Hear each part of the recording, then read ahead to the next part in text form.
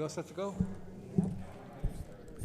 Okay, good evening. It is 7 o'clock. I'd like to call tonight's meeting of the Stratford Wetlands Commission to order. The first order of business is the approval of the minutes of the June 15, 2022 regular meeting. Everybody had a chance to look at them. Any corrections, deletions, additions, anything like that? We have a motion to approve. Do we have a second? Second by Mr. Blake. All in favor? Thank you.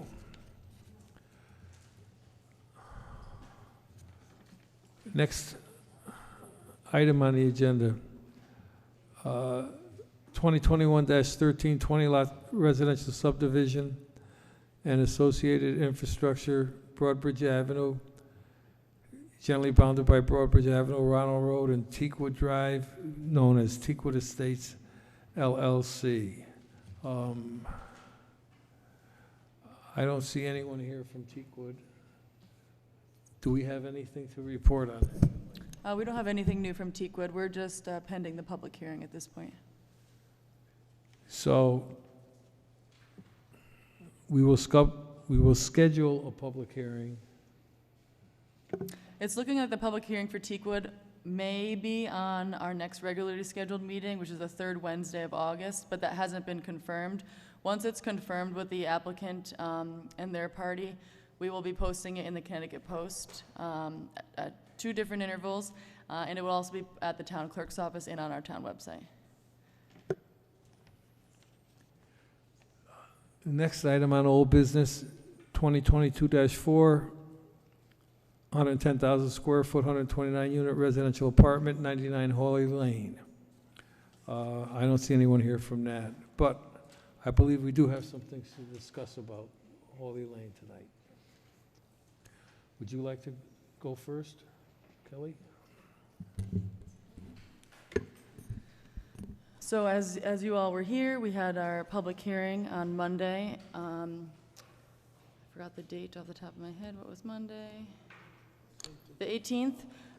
And the applicant presented, we heard from the public, and then the commission decided to close the public hearing. So at this point, we cannot ask anything else of the applicant. But we can, at this meeting, discuss significant impact activities and any mitigation measures that the applicant has proposed, as well as potential conditions if the commission were to decide to move forward on voting tonight. Okay, so one of the things that was mentioned the other night was that they were willing to provide a conservation easement for the whole of the wetland area. That's something that we might want to consider as a condition. The other thing they mentioned was that they were willing to put markers or a split rail fence or something like that to delineate the wetlands. That's something else. One of the things that Kelly and I talked about is a plan for maintenance of the lawn areas and the fertilizing and weed control and so forth, so that there's not runoff, if the thing gets approved, so that there's not runoff into the wetlands that would cause an unfavorable condition. And the other thing that we talked about was a plan for snow removal where snow would be stockpiled in the case that there was a lot of snow, and how the runoff from that would be controlled or managed. Anything else? Yes, we also discussed and stormwater operations and maintenance plan and filing that on the land records, along with the snow removal and storage plan. Bedrock removal plan to include monitoring and sampling, as well as any protocols for any exceedances during bedrock removal. Sampling for any acid, yep, or any other minerals. What else? An invasive species control plan to handle invasive species, including the Phragmites located in the wetland, with implementation and monitoring period of at least 2 to 3 years. a detailed box turtle education plan for all on-site contractors, as well as protocol for protection and monitoring during construction. And then the wetland scientist also made a comment during the public hearing that he hadn't reviewed the entire site-wide landscaping plan, and perhaps that's something that I think we should ask for as well. Okay. So, those are things to think about. What I'd like to do is to table these two applications for now. Have a motion? Second? All in favor? Okay. All right, new business. 2022-13 8-lot subdivision, 325, 365 James Farm Road. Is the applicant or his representative present? Yes, Mr. Chairman.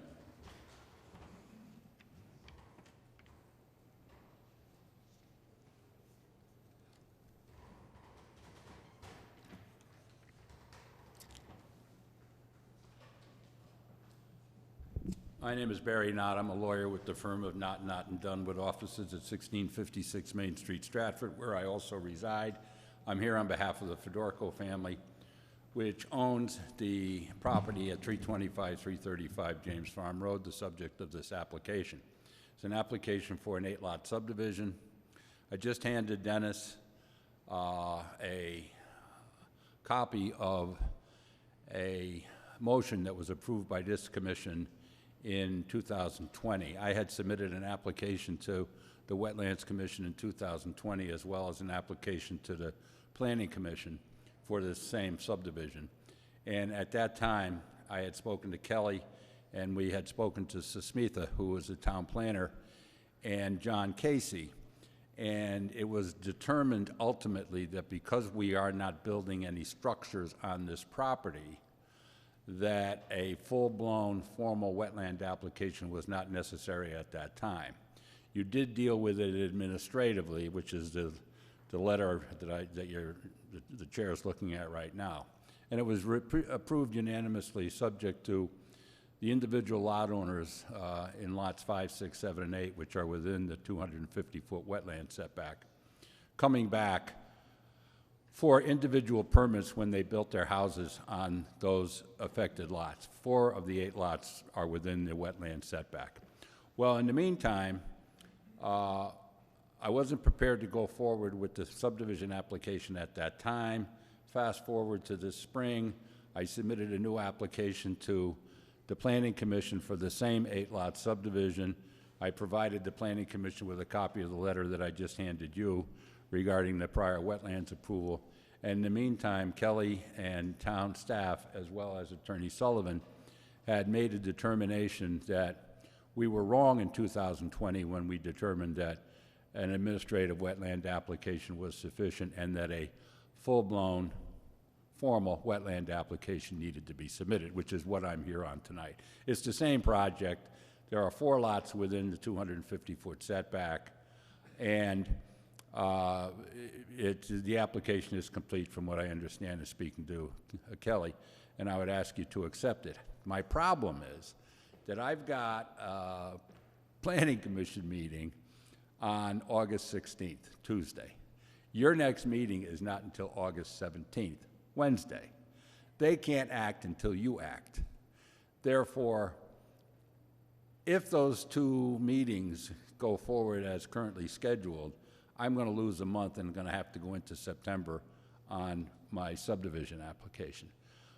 What I'm asking tonight, and I understand it's a difficult time of year, and I understand it's a lot to ask, is if it's possible for you to have a special meeting of this commission before August 16th, which is my Tuesday night Planning Commission meeting, to deal with this application, I would appreciate it. If you can't do it, I understand also, but if that's something that you could do, it would help out my client significantly. We will not lose the month. Other than that, I have nothing further to say. I think Kelly is prepared to address the issue of the completeness of the application. Based on my review, the application is complete. We did have a few minor questions, but that can be handled later. Right. Thank you. All right, so Kelly advises us the application is complete.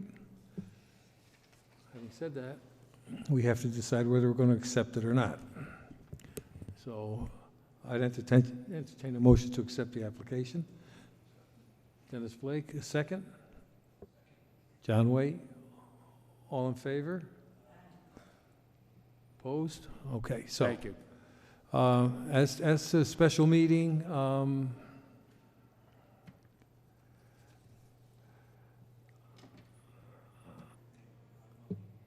pardon me? Well, number one, I don't know right now if we could have a special meeting. I don't necessarily need an answer on that tonight. I Okay. just wanted to throw that out to you. Well, all right, let us just take that under consideration. You could poll everybody. If you can Right. do it, fine. Okay, All right. we'll take that under Thank consideration. you. Thank you. Thanks, Kelly. Well, that's what I was going to say. There's a whole bunch of things we got to check. All right, next item of business. 2022-14, construction of a 387,854 square foot commercial warehouse, 1255, 1297 West Broad Street, the old Ross and Roberts property. Is the applicant or his representative here? Oh. Yes, Mr. Why, Chairman. it's Attorney Knott. In case you may have forgotten, my name is Barry Knott. I'm a lawyer with the firm of Knott and Dunn with offices at 1656 Main Street, Stratford, where I also live. I'm here this evening on behalf of GFI,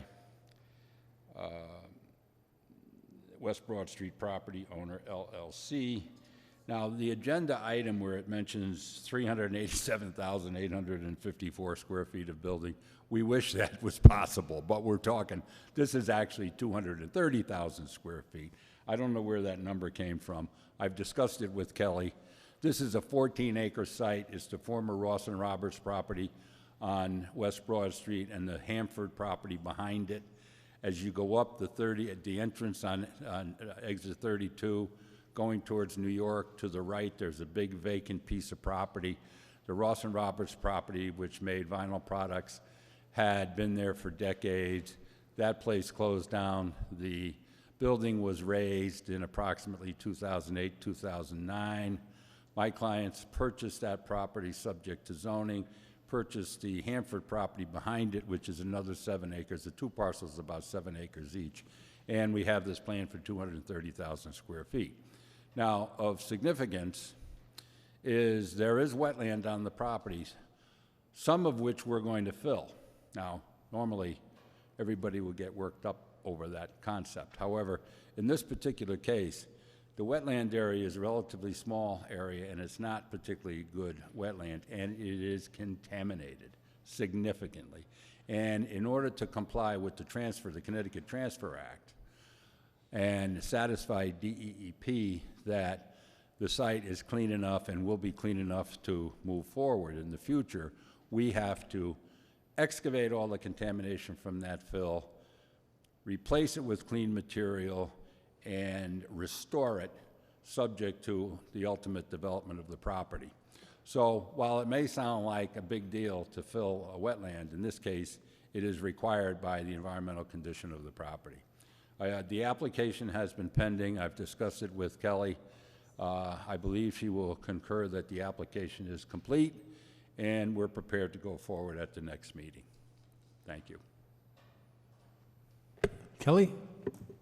Yes, I did want to apologize. That was an error on my math. So that should be 230,889 square feet. So we'll rectify that moving forward. But yes, the application is largely complete. I don't think it's a problem as far as the agenda is concerned, that error. But should it be published with that error, that would be a problem. So that's why I wanted to clarify it. We'll correct it. Thank you. So we have a complete application. Should we accept it? Motion from Mr. Blake, second. Sure. All in favor? Chair, I have a Wait, question. hang on one second. Yep. Yeah. Is that property, I guess, located to the vacant lot where I guess William Pitt used to own and the town now purchased the property? No. Is there anywhere? No, do you know where the Dunkin' Donuts little strip center, where the Dunkin' Donuts is on West Broad Street? Yes. Right near the 95 Right behind entrance? it. It's behind that. Oh, So okay. 14 acres behind that little strip center. Okay, This is a brownfield. Yeah. Yeah. Exactly. So we have a motion, we have a second. Any further discussion? All in favor? aye. So we'll accept this, and we'll talk to you next month on that. Okay. Next item. 165, 175 Lindcrest Drive violations, conservation easement violations. You have a report on that, Kelly? Yes, so earlier this spring, I was notified by our engineering division that there may have been a violation at 165 and 176 Lindcrest Drive, where, as you recall, application 2020-1 was a two-lot subdivision that this commission approved on those two lots. It was comprised of a few lots. So I did make an inspection from the roadway, and it did appear that perhaps there was a violation. We issued a first iteration of a notice of violation. We didn't hear back, and then I issued a second round with an order to appear, and both homeowners did reach out to me, and I met with them this morning, actually. They're out here. They're out in the audience right now. And there's some confusion. I did inspect the conservation easement after the placards were installed, and they were present during my inspection. That was shortly after construction of the two homes, but they are no longer there. The homeowners both have claimed that they did not remove them. The developer did leave on somewhat rocky terms with this commission because they did install stormwater treatment systems in locations that weren't originally permitted. So when they came to me for a release of their performance bond, I asked them for a permit modification because it was retroactive, so I was extending an olive branch, and I said, all right, let's get you a permit modification because it isn't significant. They refused to do so and disappeared. They haven't asked for their performance bonds since. And in speaking with the homeowners on Lindcrest Drive, they seem upset with the commission because of how that was handled. So there's some question as to whether perhaps the developer may have removed the conservation placards. We're not really sure. However, both homeowners are agreeing to work with the commission to try and rectify this issue. So our first step is going to be to, I'm going to look into, we have all this performance bond money still on the application 2020-1. So I'll be speaking with the town attorney on trying to release some of those funds to get that boundary marked again. And then from there, we'll determine if there, in fact, is a violation of any clearing on the conservation easement, because that boundary, it is close. There's some landscaping that both homeowners have done, which of course you can do outside of a conservation easement. So it is close to that boundary, so I don't want to make them plant anything or do any remediation until we really know where that boundary is again. But both homeowners are here if the commission wants to talk to them, but both of them are very willing to resolve this issue at this point. I have no question. Anyone have any questions? Okay. Okay, I guess not.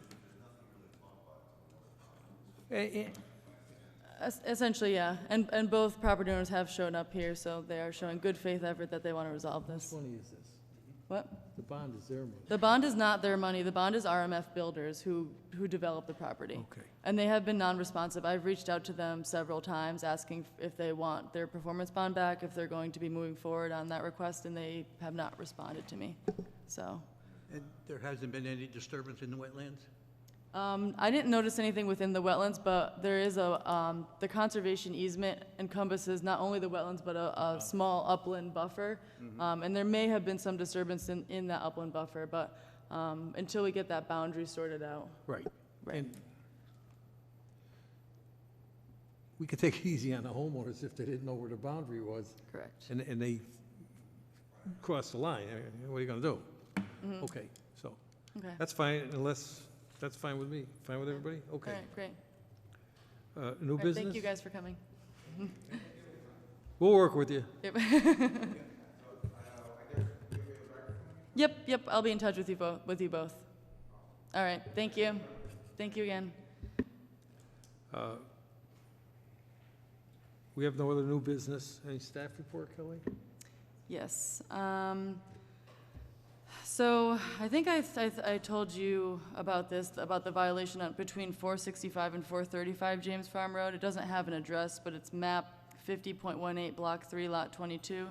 The property owner cleared inland wetlands and significant upland review area.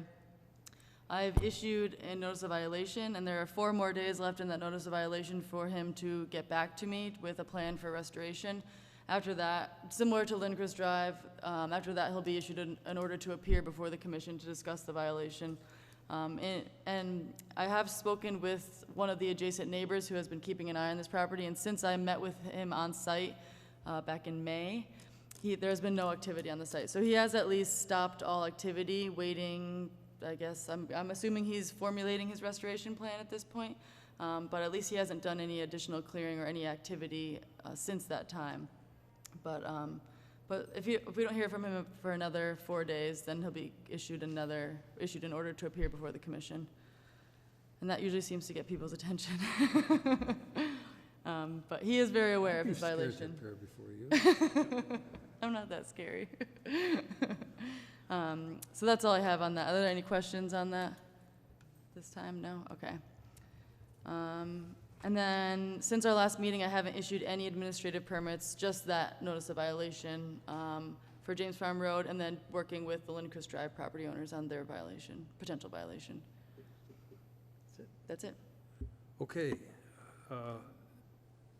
Any administrative permits? Were you listening? Yes. I said no administrative, no administrative permits. Okay, so Commissioners Forum, did you guys all see that letter did everybody see that letter from that Peter Bowl? Yes, I emailed it to the commission. Okay, so. His statement was that he felt, and he claimed other members of the public, and I have no reason to doubt his statement, felt intimidated because the attorney for 99 Hawley Lane stood over there, like behind Dennis, watching the people speak. I don't think he stood there to intimidate them. I think he stood there to watch them. I don't know what to do about it, except maybe to say if you want to watch it, maybe move back a little bit farther over there. So, but it brings up a point that I want to make sure that it brings up a point about perception. So let's make sure we all try to follow the rules, that we speak through the chair. Ask the chair, can I speak? And then, of course, you can, and talk. But let's not, I know when something pops in your head, everybody's first inclination is to, I got a question. But you really can't have a question. You gotta ask me, or whoever's sitting here, I got a question, can I ask it? And of course, the answer is yes. Just to keep everything on the straight and narrow so that people don't feel like they're intimidated or don't feel like there's any kind of improper relationship or, it's all arm's length. That's not Barry Knott, that's Attorney Knott. I call him Barry, but not here, you know what I'm saying. So let's just try to keep that in mind. Pardon me? Turn your mic on. Turn your mic on. That's another. Dennis, let's follow protocol. Turn your mic on. After the attorney's presentation, please be seated. And if we need you, we'll call you up. Right, well, we could do that. But I mean, I understand I understand that too. the whole setup here is horrible. We may as well be with Lily Tomlin with a switchboard pulling plugs in and out. Yes, I agree. Everybody has everything is digital. There's no reason They can't come in here and plug into a USB port with monitors over there and behind here and screens in front of us, so the people over there don't feel like they're third-class citizens looking at somebody's back. Kelly asked the IT department, we have no plans to do it. So perhaps Councilman Dancho can ram this through. But I mean, it's embarrassing. And I know, just a little aside, a friend of mine, who will remain nameless, was at another hearing like this, and the easel was here facing the board. He was in the audience. He got up in his shorts and flip-flops, walked around, came out. I said, what are you doing? He said, it's a public hearing, isn't it? I want to see what you're talking about. And he was 100% right. So I understand the frustration of the audience to look at the back of an easel. We can't hardly see anything here anyways, but there's no reason for it. There really isn't. So that's my speech. Chair, I have a question. Just to- Yes, sir. On a continuation for that. I mean, if they're not, if the town's not gonna be able to supply monitors, or the IT's not gonna, whatever their reason is, at a public hearing, maybe 2 sets of easels and 2 sets of. It's hard for the guy I mean, I presenting understand it. the paperwork, one person would be presenting what they're presenting to us, but facing the public with the other side. So, I mean, a lot of these are technical drawings, and yes, not everybody's gonna, but at least they're gonna see what they're talking about to us. No. So, I mean, just have somebody, There's got to be a better way to do it than Yeah. the way it's doing now. So. just, All right, so the other night we stayed till 10, so let's get out of here by 7:30. Motion to adjourn? Unless anybody has anything. I want to add one thing, if I may. I agree that I could tell some of the people speaking up there the other night, their perception was they were a little bit uncomfortable. And I felt the same thing, that the attorney was kind of just a little too close, a little past his boundary. So it's probably wise to ask somebody to remain out of the speaker's sight so that they can comfortably That's fine. speak. That's just the way I saw it. That's right. Yeah. Outside of that, motion to adjourn. Second? All in favor? Thank you.